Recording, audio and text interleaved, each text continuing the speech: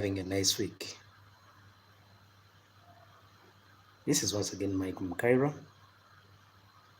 Ready Property Guidance. And today we want to say, what is Ready Property Guidance? Most of you say lots of videos being posted, Ready Property Guidance. Ready Property Guidance is basically about real estate. It's about architecture, but it's also about land management. And our basic aim here is education and guidance. Because you see, when you talk of real estate, there are so many players. And some of these players who are crucial to this field, we talk about the architects. What role does an architect play in real estate?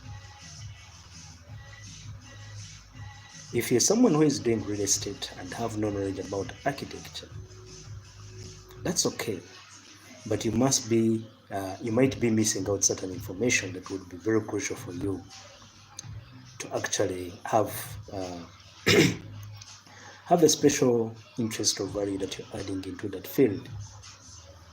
Because real estate deals with the built environment. The built environment is basically about land and architecture. So if, for instance, I'm dealing with, let's say, lands, or I'm selling pieces of land, what are some of the indicators that one needs to know that this is the best land for maybe agriculture, for maybe commercial, or for residential development?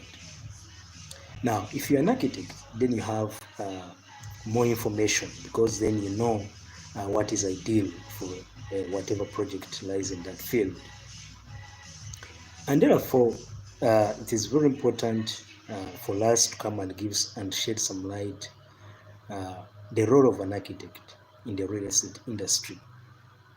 Or how can a real estate agent or realtor be guided or be given more information relating to the field of architecture in relation to the built environment? You, for instance, want to sell some new houses. What are some of these things that could give you an inch to your clients? Or what are some of the things these clients need before they interface with the real estate agents?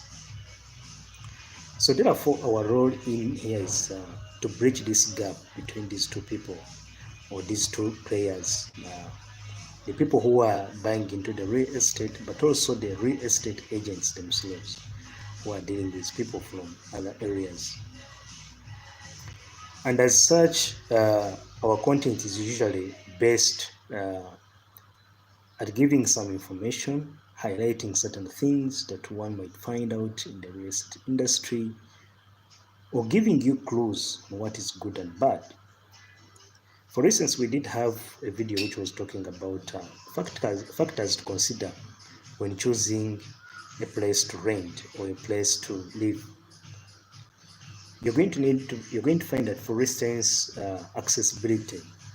For instance, here in Kampala, we do have a challenge with accessibility to many buildings and many interesting homes. You find a very good house, but accessibility is poor.